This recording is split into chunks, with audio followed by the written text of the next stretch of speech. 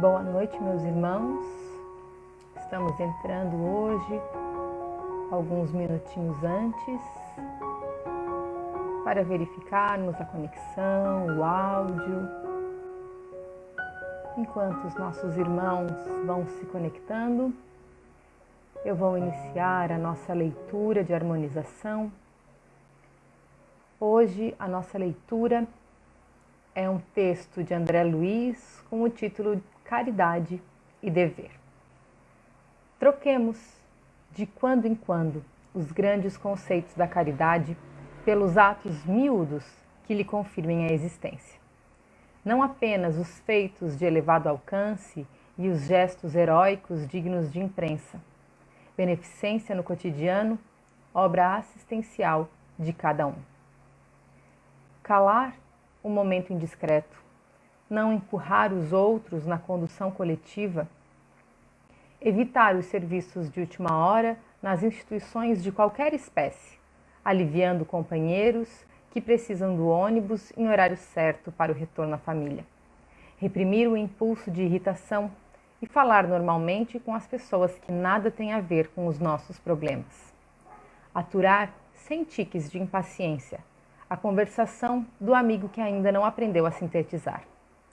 Ouvir, qual se fosse pela primeira vez, um caso recontado pelo vizinho com lapsos de memória.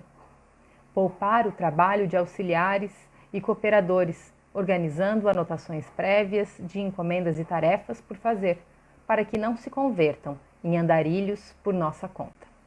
Desistir de reclamações descabidas diante de colaboradores que não têm culpa das questões que nos induzem à pressa, nas organizações de cujo apoio necessitamos.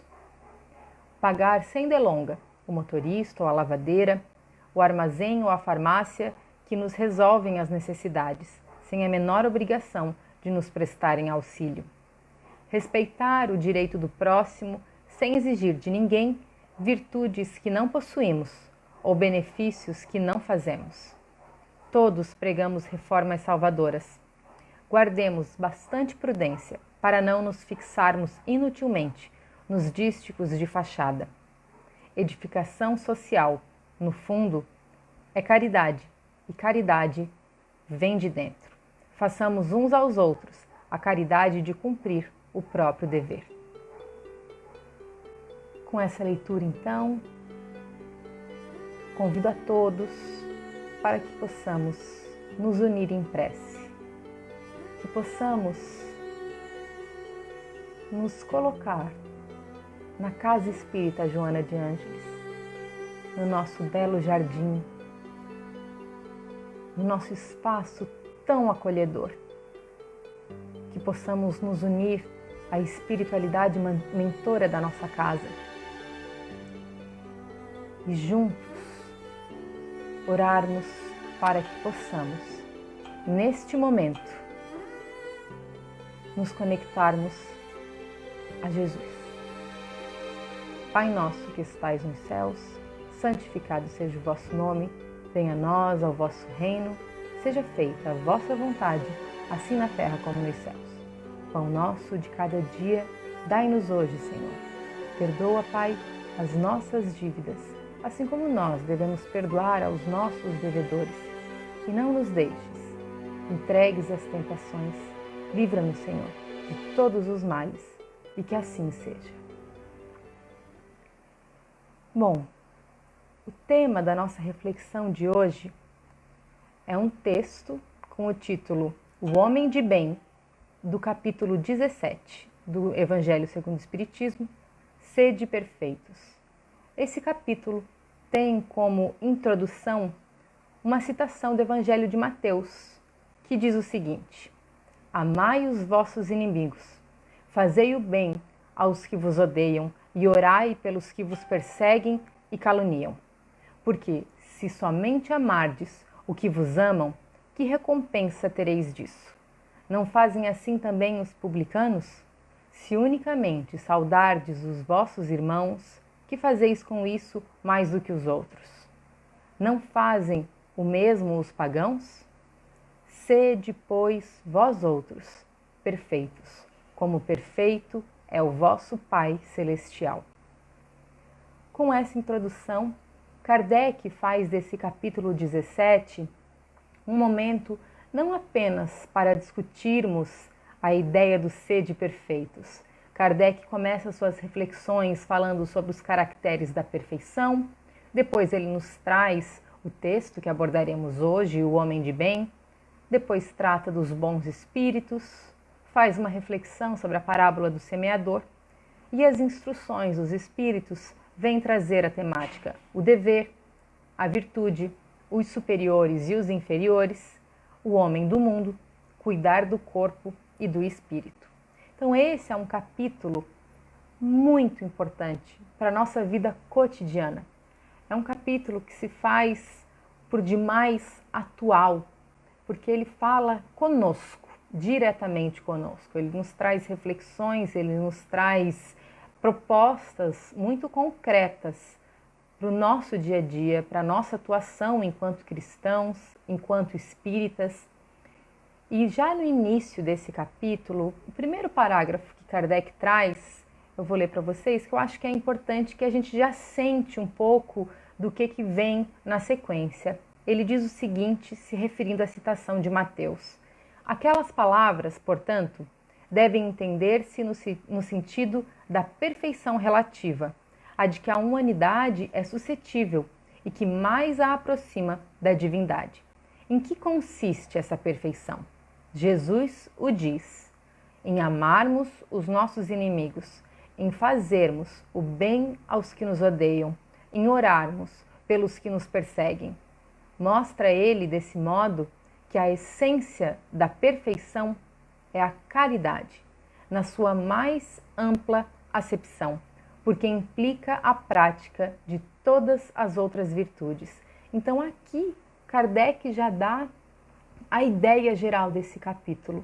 Na verdade, não é um capítulo que fala sobre a perfeição, mas que nos traz os meios de construirmos cotidianamente essa perfeição, a perfeição relativa, aquela que cabe à humanidade, aquela que cabe à nossa existência neste momento.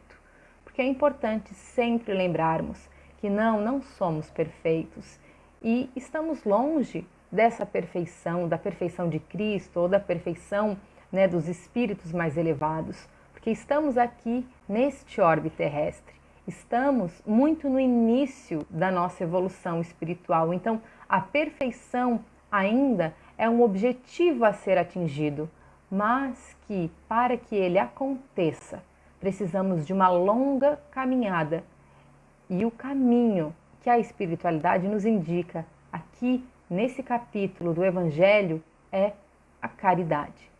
É através da caridade, como diz aqui Kardec, que vem todas as outras virtudes. Quando somos caridosos, aquela caridade mesmo que o Evangelho nos diz, que Paulo já descreveu com lindas palavras, é essa caridade que nos transformará e que nos fará chegar à perfeição tal qual podemos atingi-la.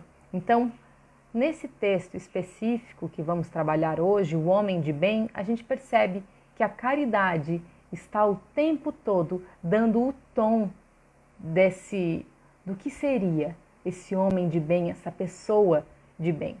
Hoje a gente sabe que essa expressão homem de bem, uma pessoa de bem, ela acabou se esvaziando, né, nas bocas populares. A gente sabe que muitos, né, dizem, não, eu sou uma pessoa de bem, eu sou um homem de bem, faço isso porque sou uma pessoa de bem.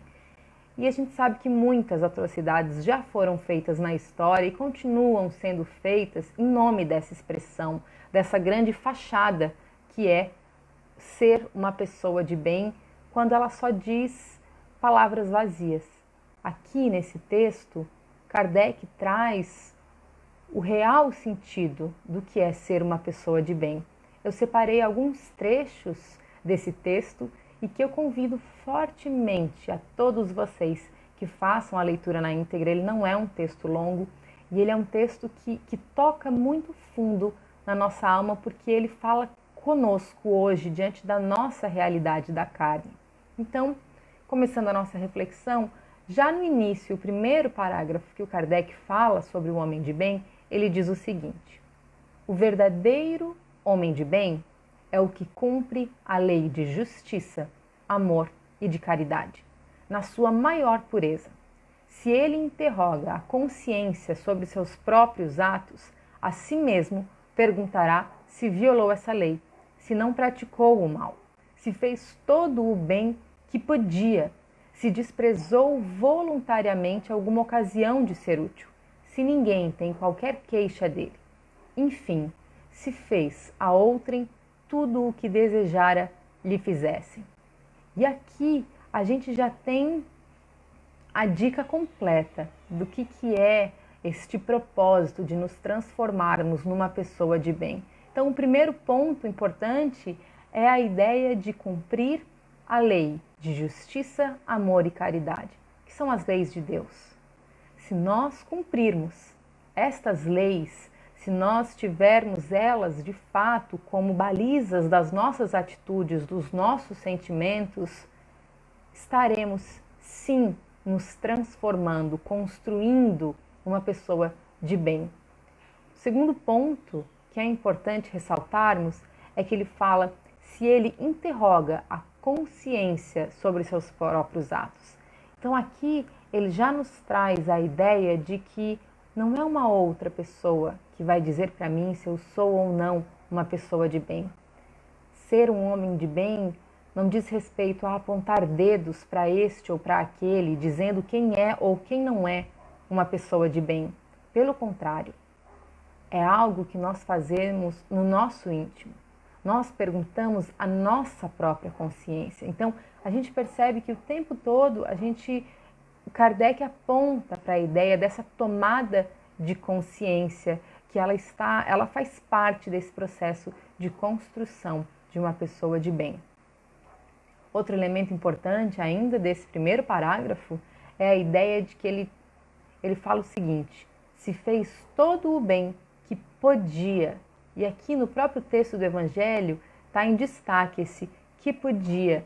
E aqui é importante porque Kardec não está falando de um bem genérico, ele não está falando de fazer o bem, ele está falando exatamente daquilo que está ao nosso alcance, aquilo que eu posso fazer, aquilo que no meu cotidiano, dentro das minhas ferramentas, das minhas possibilidades, eu posso concretizar.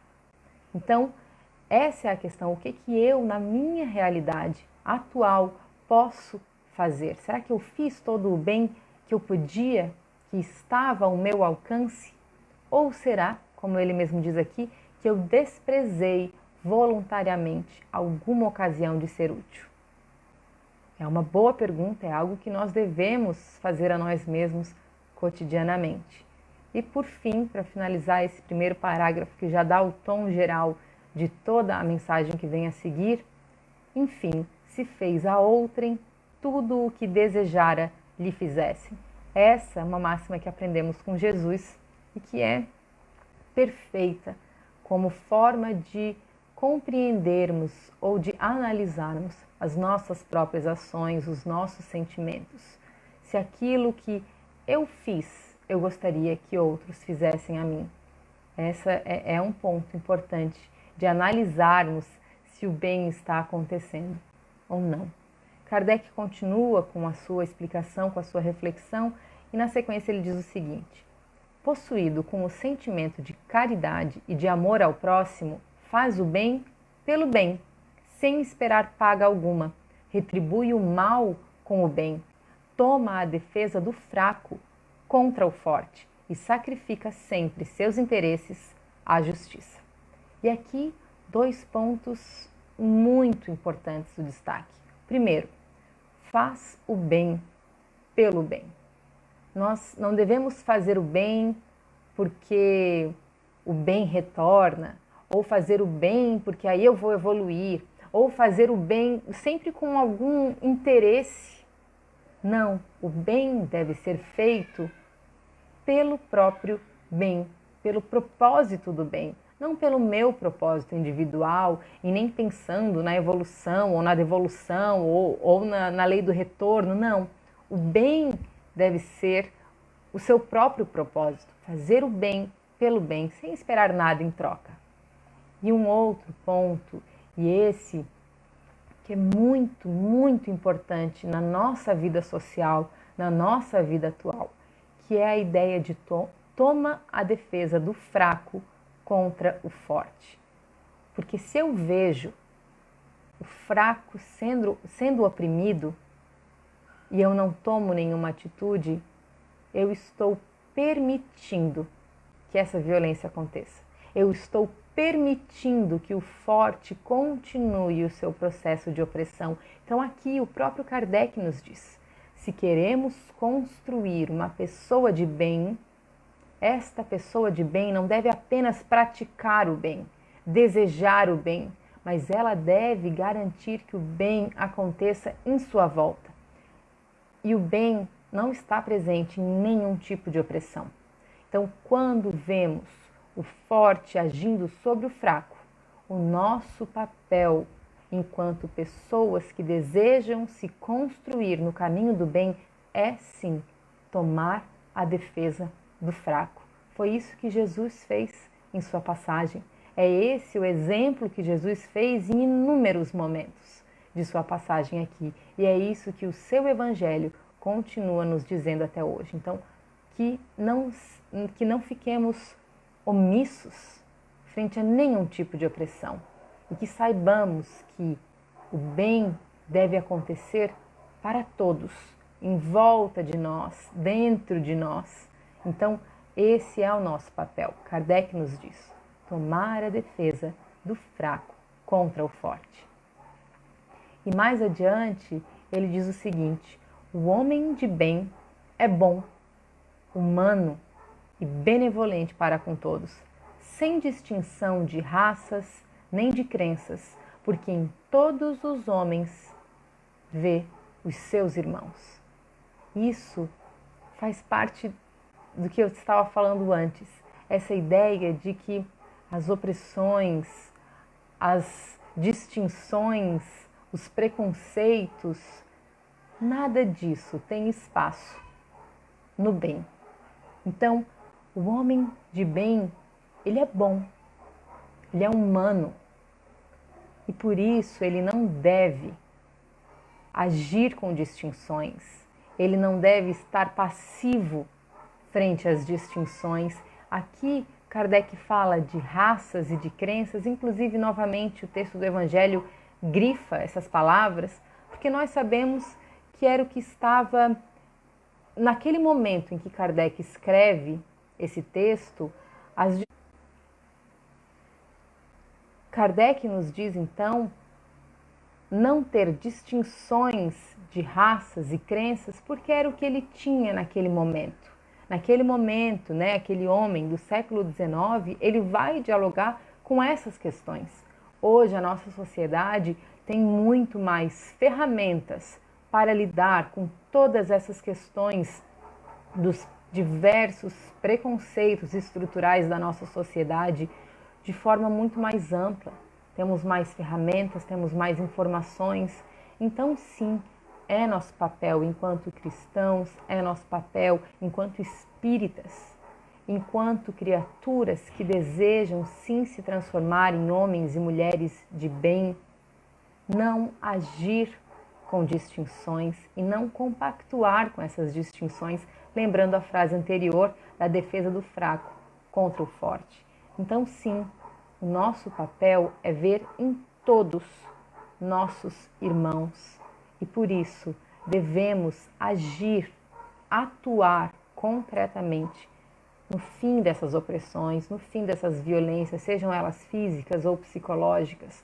Hoje temos as descrições desses processos de uma forma muito ampla e tomando algo que está com muita força sendo discutido no Brasil hoje, por exemplo, as distinções de raça que Kardec coloca aqui, que seriam o preconceito racial, o racismo. Nós, como homens e mulheres de bem, cristãos, que têm como principal modelo Jesus, nós sabemos que não apenas não devemos ser racistas, como devemos sim ser antirracistas, lutarmos para que essas opressões não tenham mais espaço numa sociedade melhor, num mundo melhor e mais feliz que juntos queremos construir. Então, esse texto, ele nos chama a atitudes, a ações para o nosso cotidiano, para a nossa realidade hoje.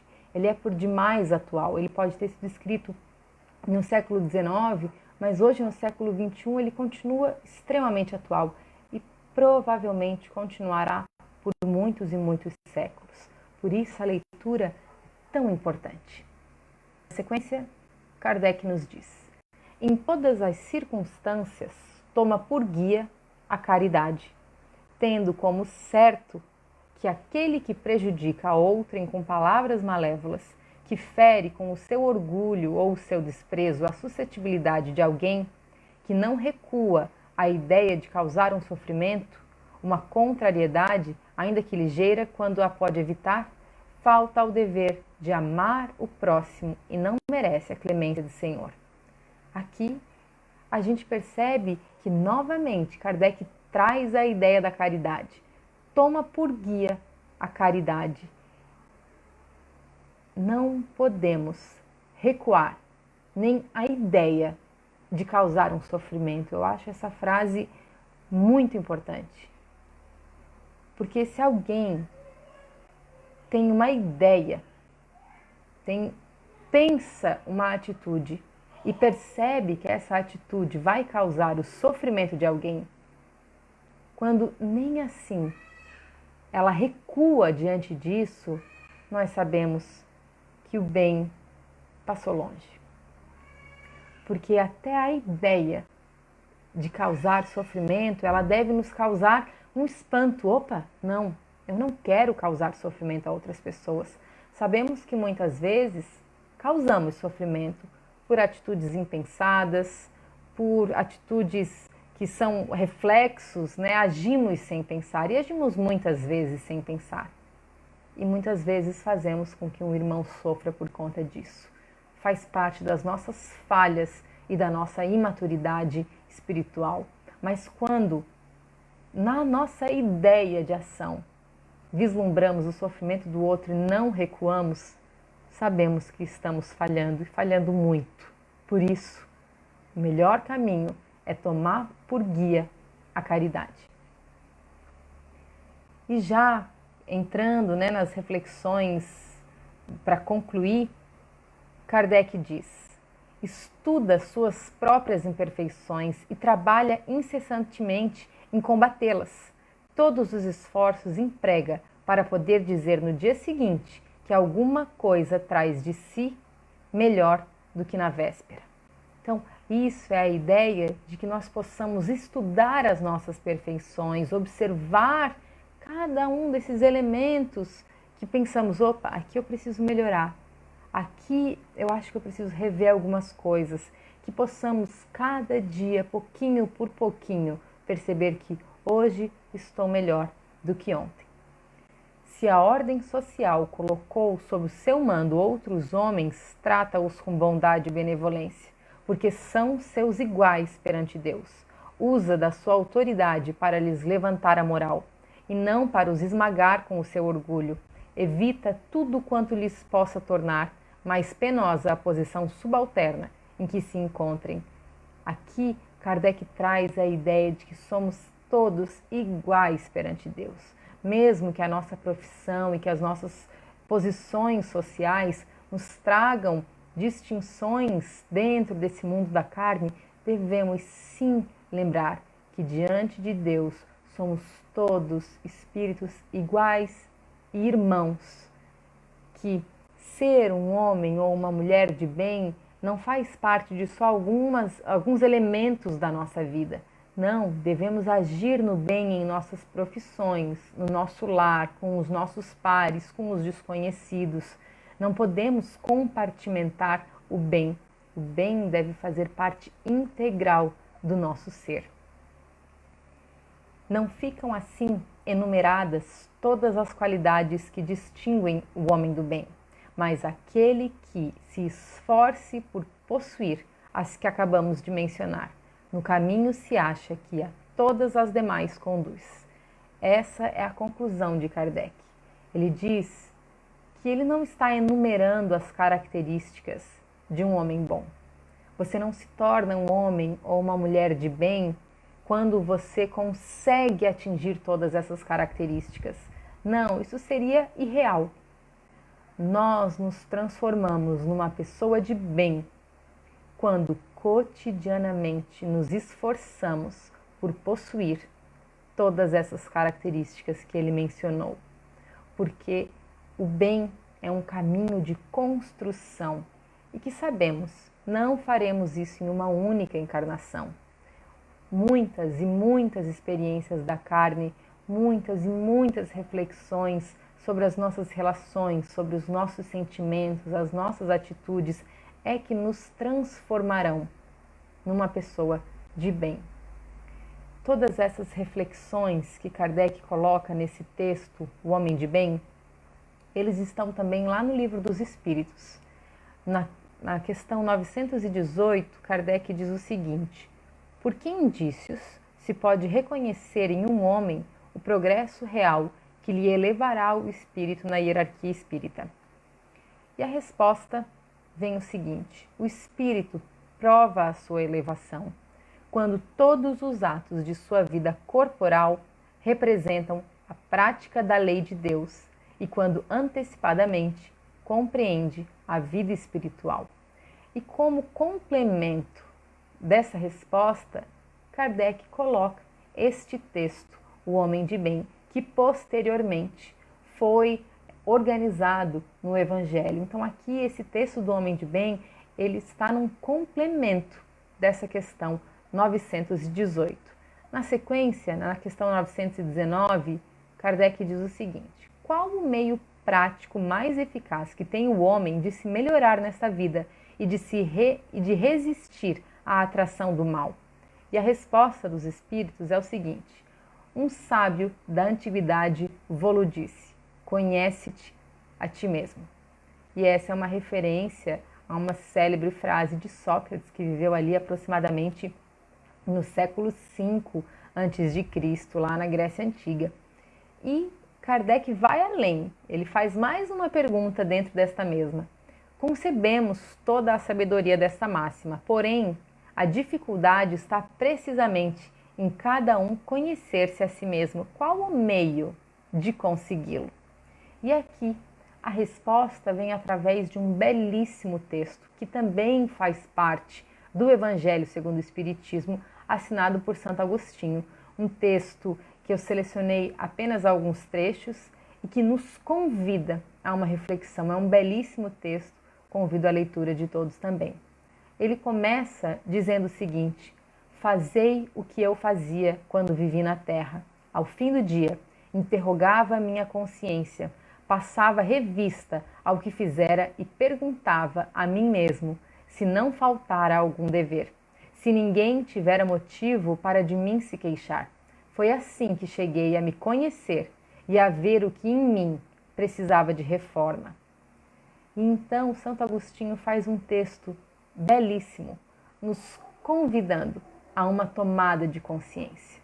Nesse texto ele vai descrevendo como devemos perguntar a nós mesmos todos os dias: como será que hoje eu me saí?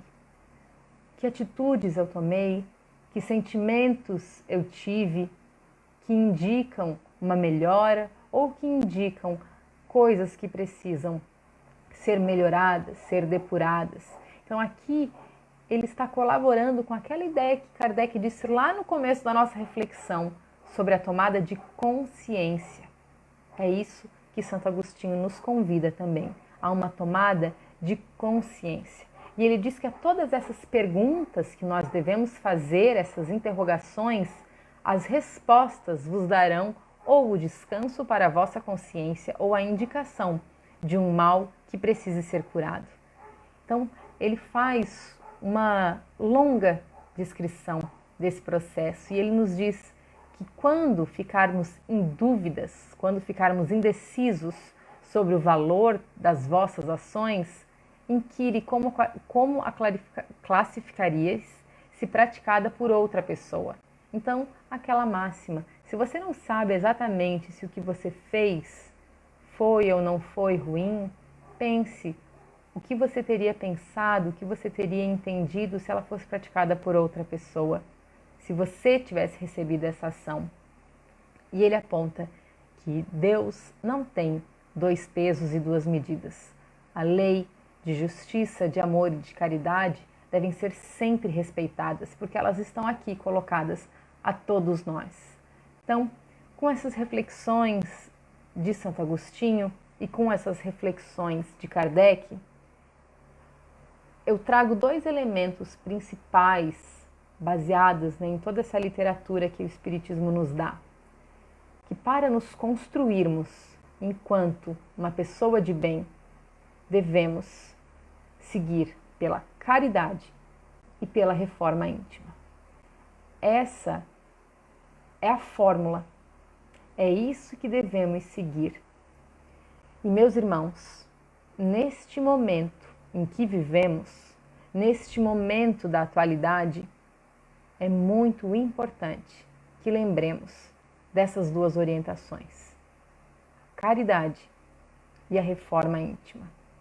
Porque vivemos um momento de pandemia, de sofrimento, um momento onde todo o planeta foi tirado da sua zona de conforto, onde estamos perdidos, não sabemos como agir.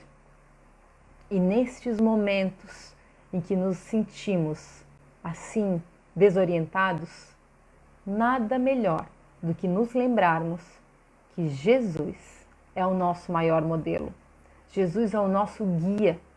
Somos cristãos, somos espíritas, temos tanta informação às nossas mãos, temos tantas possibilidades, então que possamos sempre nos lembrar que a caridade é o caminho, que a caridade é um norte que nos possibilita construir o bem dentro de nós, refletir o bem para a nossa sociedade, e que a reforma íntima é um meio mais eficaz de construirmos uma conduta dentro do bem. Se pensarmos que todos nós encarnamos neste orbe, neste planeta, para viver esta experiência da pandemia, temos que pensar qual o melhor caminho, o que nós podemos fazer, o que cabe a nós, que aprendizado podemos tirar desse momento. Porque vivemos uma pandemia, quem sabe, diferente de todas as outras que a história da humanidade já viu. Se pensarmos na gripe espanhola do início do século passado, ou nas várias epidemias de peste bubônica que a sociedade já viu desde a antiguidade até a mais famosa, aquela do século XIV, temos um elemento muito diferente. Desta vez, esta pandemia vem com a ciência e com a tecnologia. Vivemos um momento onde um vírus tem tirado a vida de milhares de irmãos diariamente. Irmãos que desencarnam em solidão, em sofrimento. Só que este vírus, ele pode ser combatido com sabão, com máscara, com álcool, com vacina, com testes.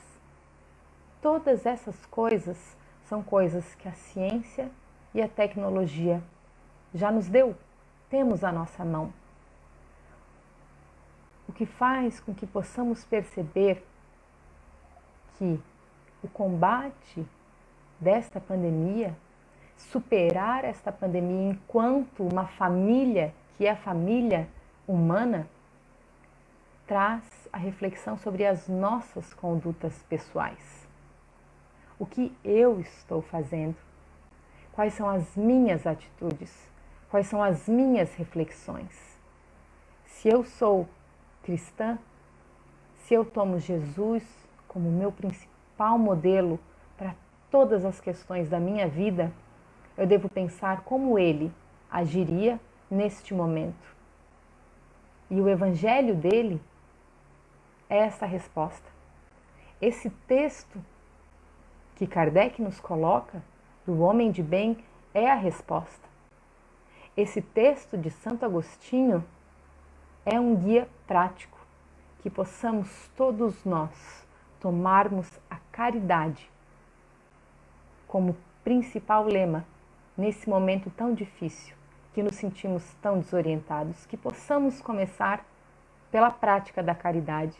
Quem sabe, como André Luiz nos disse na leitura de abertura, nos pequenos momentos cotidianos, naquela caridade mais simples, e que dela possamos deixar que a caridade tome um corpo maior e que possamos cada vez passar a práticas caridosas mais profundas, mais complexas.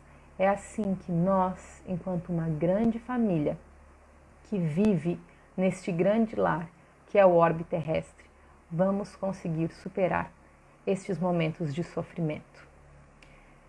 Eu trouxe um texto de Bezerra de Menezes, que está no livro Bezerra, Chico e Você, e ele diz o seguinte: se indagardes, ainda hoje, quanto à solução dos problemas que vos afligem a atualidade terrestre, a resposta síntese ainda é aquela de 2000 anos. Caridade de uns para com os outros.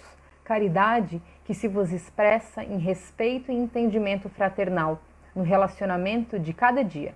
Caridade que se torne gentileza diante da agressividade, paciência para com o desequilíbrio, fé viva perante as chamadas desilusões do caminho, otimismo à frente das provas, bênção para com todos aqueles que amaldiçoam, auxílio para com os mais jovens na experiência física, em forma de bondade e compreensão nas lutas que porventura carreguem, reconforto em favor de quantos se vejam transitoriamente detidos na madureza avançada do corpo em marcha permanente, a renovação.